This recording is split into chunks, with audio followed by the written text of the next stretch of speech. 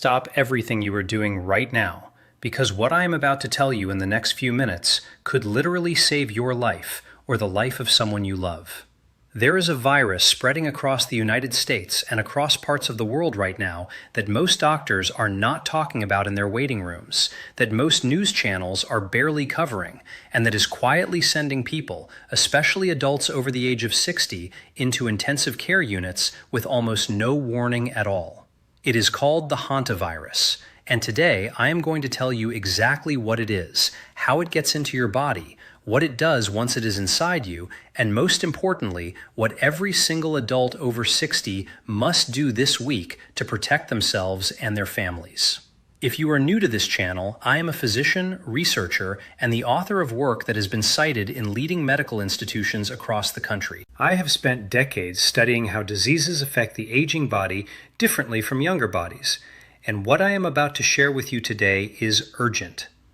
According to data published by the Centers for Disease Control and Prevention, the case fatality rate of the most dangerous form of hantavirus, a condition called Hantavirus Pulmonary Syndrome, sits between 38 and 50%.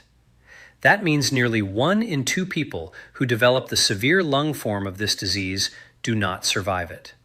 And here is the part they are not telling you loudly enough. Adults over the age of 60, whose immune systems have naturally declined by up to 60% compared to a 30-year-old, are among the most vulnerable people on Earth to this virus right now. Before we dive in, I want to ask you something personal, and I genuinely want to hear from you because I read every single comment on this channel. Tell me in the comments section right now, how old are you, and have you recently been anywhere near a cabin, a storage shed, a barn, a garden, or any space that might have had mice or rodents? You might be surprised by what you discover when you really think about it. Drop your age and your answer below. I promise you, I will read it.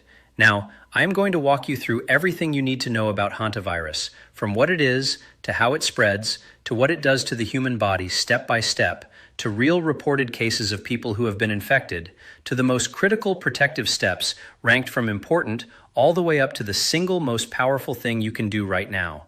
We are counting down from 5 to 1, and I need you to stay with me until the very end, because number 1 is the piece of information that could make the difference between life and death. And I will tell you right now, the number 1 item on this list is something almost no senior is doing, and the reason why is going to surprise you. Let us start at the very beginning. What exactly is hantavirus? Think of it this way. Imagine your body is a city, and your immune system is the police force protecting every street corner. Now imagine a criminal so small and so clever that it slips through a ventilation shaft your lungs bypasses every checkpoint and goes straight for the power station, which in this case is your cardiovascular system and your respiratory system. That criminal is the hantavirus. It is a single-stranded RNA virus, which simply means it carries its genetic instructions in a fragile but highly efficient ribbon of material that it uses to hijack your own cells and force them to make copies of itself. It belongs to a family of viruses called Bunyaviridae, and it has been present on this planet for thousands of years, living quietly inside rodent populations. The deer mouse is the primary carrier in North America. The rodent itself almost never gets sick. It simply carries the virus in its saliva, its urine, and its droppings, and it sheds it into the environment constantly, silently, and with no visible warning signs whatsoever. There are actually multiple strains of hantavirus found around the world. In North America, the primary strain responsible for severe illness is called sin nombre virus, which ironically translates from Spanish as the virus with no name. It was first identified in 1993 during an outbreak in the Four Corners region of the American Southwest, where a cluster of young, previously healthy Navajo individuals died of a mysterious respiratory illness that baffled physicians. In South America, a strain called Andes virus has been responsible for outbreaks in Argentina, Chile, and Brazil, and it carries the terrifying distinction of being the only known hantavirus strain capable of spreading from person to person. In Asia and Europe, different strains cause a condition called hemorrhagic fever with renal syndrome, which attacks the kidneys rather than the lungs. All of these strains share one thing in common. They exploit exactly the kind of immune vulnerabilities that naturally accumulate in the aging body. Now let us talk about how this virus spreads, because this is where I need you to pay very close attention. The primary route of infection is inhalation. You breathe it in. When infected rodents urinate, defecate, or shed saliva in an enclosed space, a garage, an attic, a basement, a cabin that has been closed for the winter, a garden shed, even the inside of an old car, the virus particles attach themselves to tiny dust particles and become aerosolized. When you walk into that space, when you sweep up droppings without protection, when you move boxes that have been sitting undisturbed for months, you inhale those invisible particles. They travel down your airway and reach your lungs, and the infection begins.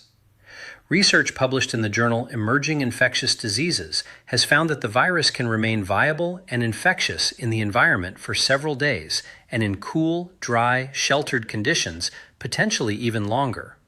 Secondary routes of infection include direct contact touching rodent droppings or nesting materials, and then touching your face, eyes, or mouth. There is also evidence of transmission through rodent bites, though this is far less common. And as I mentioned, the Andes virus strain in South America has documented cases of human-to-human transmission through close contact with an infected individual, which is why researchers around the world are watching it with extreme concern. The scientific references for everything I am sharing today are linked in the description below this video, and I encourage you to read them. Here is something critically important that I need every adult over 60 to hear. After the age of 65, your mucociliary clearance, that is the system of tiny hair-like structures lining your airways that trap and sweep out foreign particles before they can reach your lungs, declines in efficiency by approximately 30 to 40%, according to research from Johns Hopkins University School of Medicine. This means that the very first line of defense your body has against inhaled pathogens like hantavirus is significantly weaker in your body than it was 30 years ago. What a 35-year-old might inhale and partially clear before it reaches the deep lung tissue, a 68-year-old is far more likely to have reached the alveoli. Those are the tiny air sacs deep in your lungs where gas exchange happens and where hantavirus does its most devastating damage. So what actually happens when hantavirus enters the body? This is where I want to walk you through the timeline, because understanding the progression is absolutely essential. The incubation period, that is the time between exposure and the appearance of symptoms, ranges from 1 to 8 weeks, with most people developing symptoms between 2 and 4 weeks after exposure. This long, silent window is one of the most dangerous features of this virus, because you can feel completely fine and have no idea that a storm is building inside you. The illness begins in what physicians call the prodromal phase. Think of this phase like the sky darkening before a hurricane. For the first 3 to 5 days, the infected person experiences symptoms that feel almost exactly like the flu. Fever, fatigue, muscle aches, particularly in the large muscles of the thighs, hips, and back, headache, dizziness, and sometimes chills. Some patients report nausea and vomiting.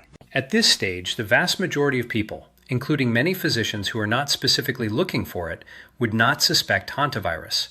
They would assume influenza, COVID-19, or a common viral illness. This is the window during which the virus is quietly replicating inside the cells lining your blood vessels, called endothelial cells. As it multiplies, it begins to cause those cells to leak. And this is where everything changes. Within 4 to 10 days of the initial symptoms, the disease enters what is called the cardiopulmonary phase. This is the phase that sends people to the emergency room. As the blood vessels in the lungs become increasingly leaky, fluid begins flooding the air sacs. The lungs, which should be light and airy like a sponge, begin filling with fluid. The patient develops rapidly worsening shortness of breath, not a mild breathlessness, but a terrifying, gasping inability to get air. Oxygen levels in the blood plummet. Blood pressure drops. The heart, struggling to pump effectively without enough oxygen, begins to fail. This condition, Hantavirus Pulmonary Syndrome, can progress from the first sign of respiratory distress to complete respiratory failure in as little as 24 to 48 hours. Many patients require mechanical ventilation and intensive care unit admission within a single day of their breathing becoming compromised. This is why rapid recognition of the disease is so critical and why I am talking to you today before you or someone you love finds themselves in that situation. Patients who survive the cardiopulmonary phase and with intensive supportive care in a modern ICU, many do enter a diuretic phase, during which the excess fluid that has accumulated in the lungs begins to be expelled by the kidneys. Recovery can take weeks to months, and some survivors report persistent fatigue and reduced lung capacity for years afterward.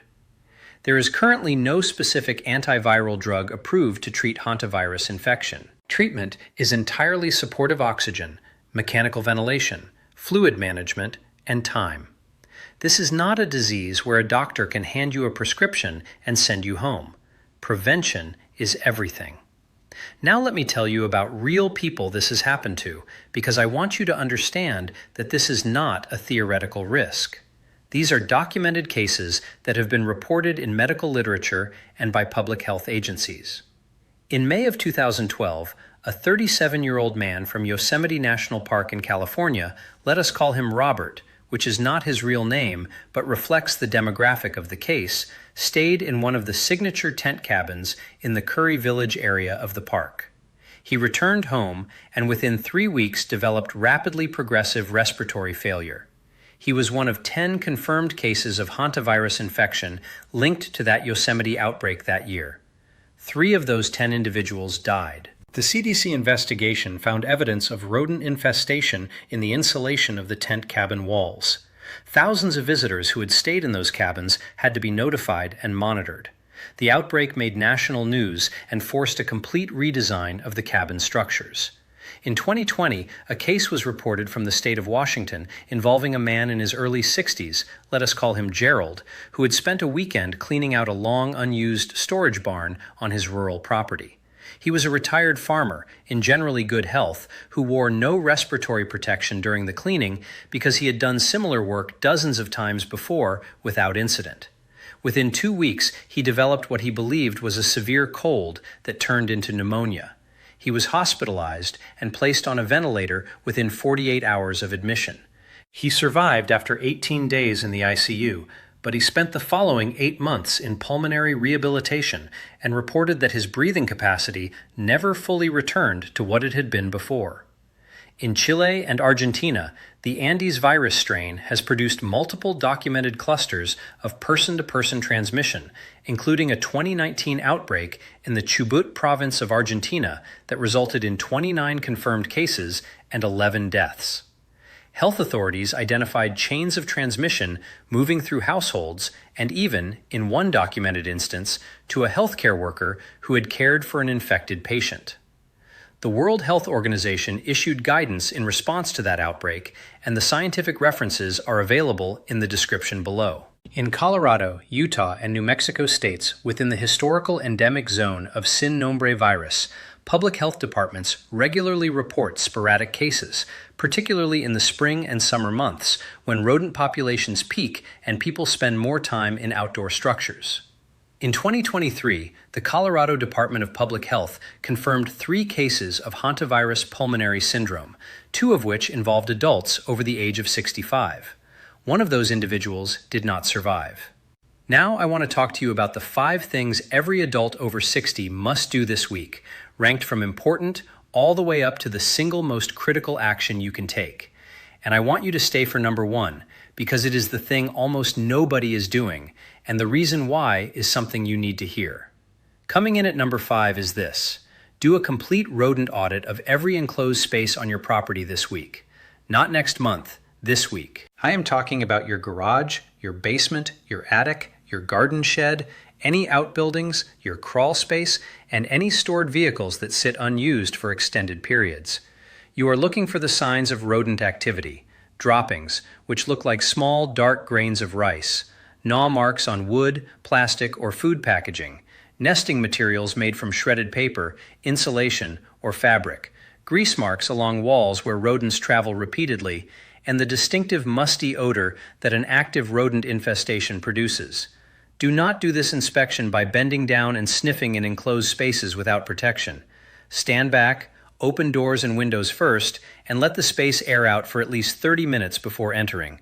If you find evidence of rodents, do not sweep, do not vacuum, and do not disturb the area with a broom. I will explain exactly what to do instead when we get to number 2. The reason this audit is so important is that research from the University of New Mexico's Department of Biology found that nearly 12% of deer mice trapped in rural areas of the American Southwest carry Sin Nombre virus. 12%. That means roughly 1 in 8 mice in those regions is a walking biological hazard. And for your body, specifically after 70, your innate immune response, the rapid-fire first responder system that attacks pathogens before your adaptive immune system even gets mobilized, fires at roughly 40% of the efficiency it had when you were 40. You simply do not have the biological margin for error that a younger person has. The synergy tip here is to do this audit in pairs. Bring another person with you, both so that you have help and so that someone knows where you are and can get you out of an enclosed space quickly if you feel any respiratory distress. Now stay with me, because number 4 is something almost everyone gets dangerously wrong. Number 4 on our list is proper personal protective equipment, and I need to be very specific because the type of protection matters enormously. When you enter any space with evidence of rodent activity, you must wear an N95 respirator mask, not a surgical mask, not a cloth mask, but a certified N95 respirator that creates a tight seal around your nose and mouth and filters out at least 95% of airborne particles. A standard surgical mask allows air to flow around the edges and provides essentially no protection against aerosolized hantavirus particles, which are small enough to slip through those gaps with every breath you take. You also need disposable nitrile gloves to protect your hands from direct contact with droppings or nesting materials. If the infestation is significant, a disposable Tyvek suit or old clothing that you can immediately bag and wash in hot water is advisable. I know this sounds like a lot. I know it feels like overkill for a trip to the garage. But I want you to think about it this way. The protective equipment costs approximately $15 to $20 at any hardware store. The average ICU stay costs between $3,000 and $10,000 per day. And no amount of money buys back the lung function lost to Hantavirus Pulmonary Syndrome. After the age of 75, your body loses approximately 35% of its pulmonary reserve, that is, the extra breathing capacity that kicks in when your lungs are under stress. You have less margin than you think. Pair your protective equipment with pre-ventilation. Open all windows and doors to any contaminated space and allow fresh air to circulate for at least 30 minutes before you enter.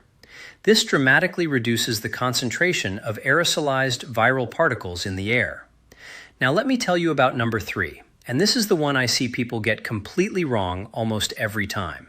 If you have found evidence of rodent activity and you are ready to clean it up, the single most important thing you must know is this: never dry sweep, never dry vacuum, and never use a leaf blower to clear rodent droppings. These actions aerosolize the virus particles and create a cloud of infectious material that you will then inhale directly into your lungs. Instead, the CDC recommends a very specific protocol. You wet the area thoroughly with a disinfectant solution, either a commercial disinfectant or a mixture of 1.5 cups of household bleach per 1 gallon of water, and you let it soak for at least 5 minutes. Then, while wearing your N95 and gloves, you use paper towels or disposable cloths to pick up the dampened material and place it immediately into a sealed plastic bag.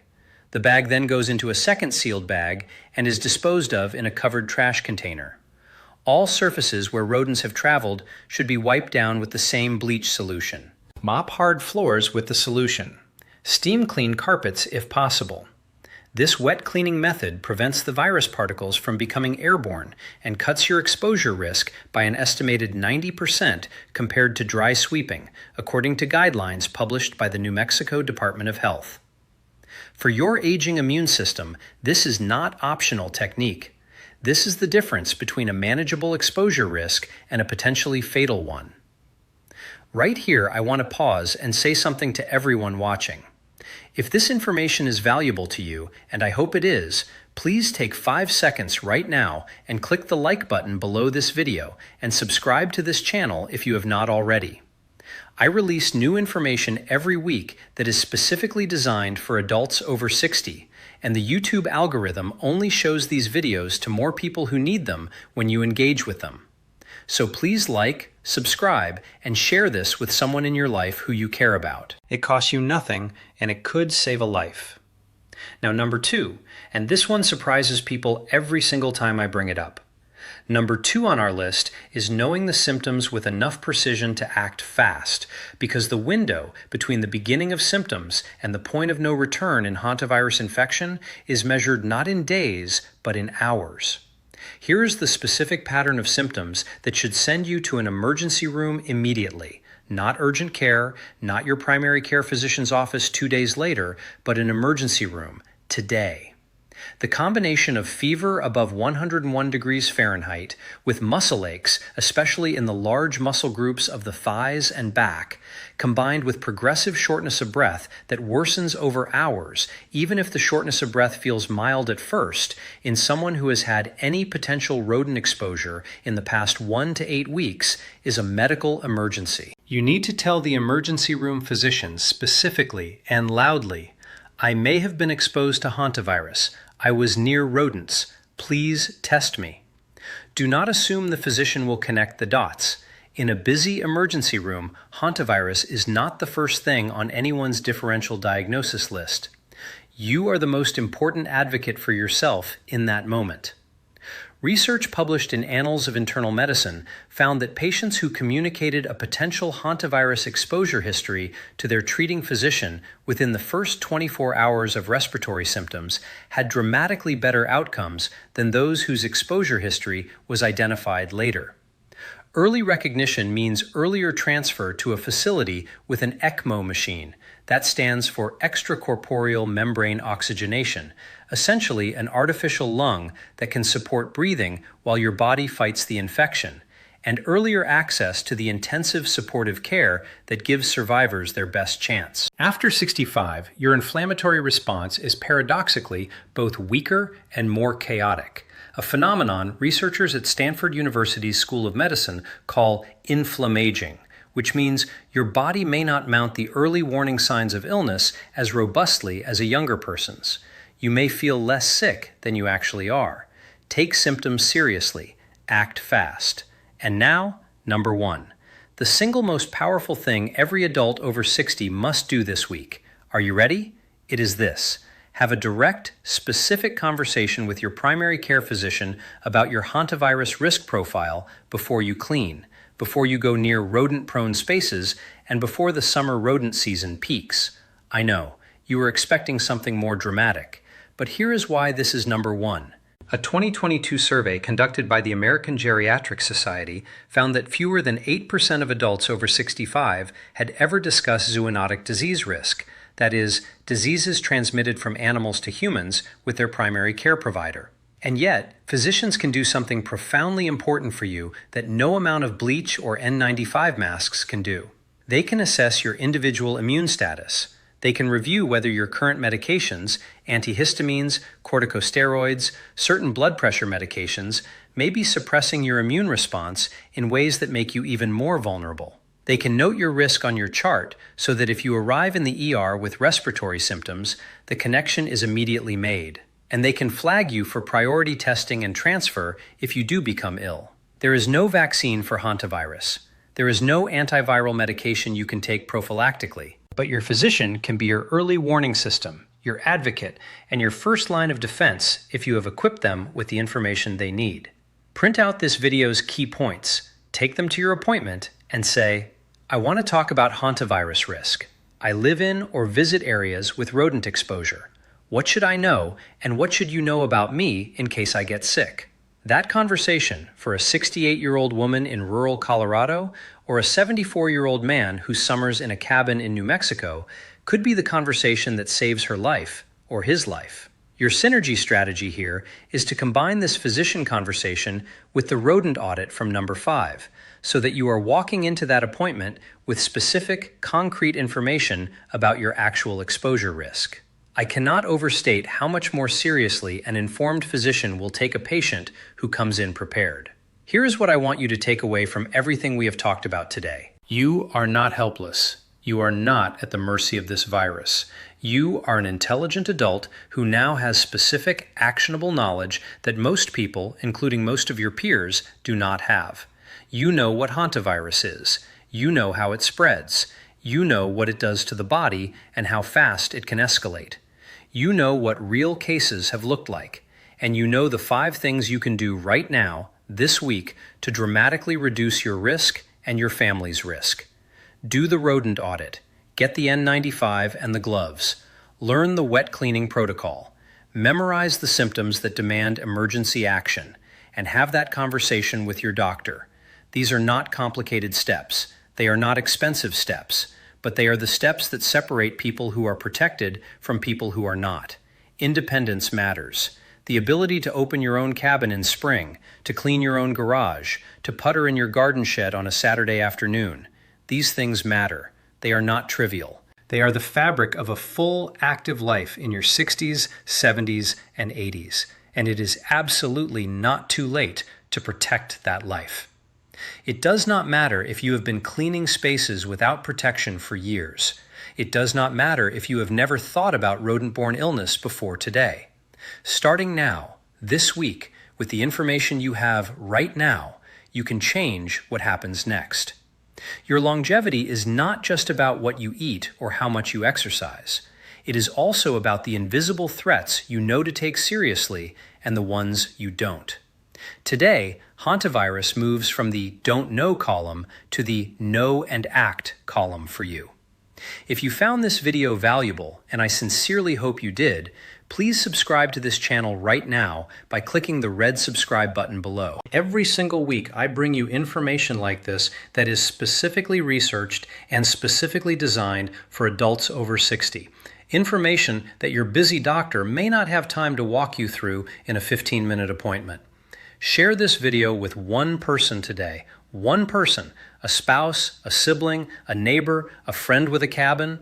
You may not know it, but that share could be the most important thing you do today. And now, I want to hear from you in the comments. Tell me, have you ever cleaned a space with rodent droppings without protection? And what is the one thing from today's video that surprised you the most? I read every comment, and your answers genuinely shape the topics I cover next. Thank you for being here. Stay safe, stay informed, and I will see you in the next video.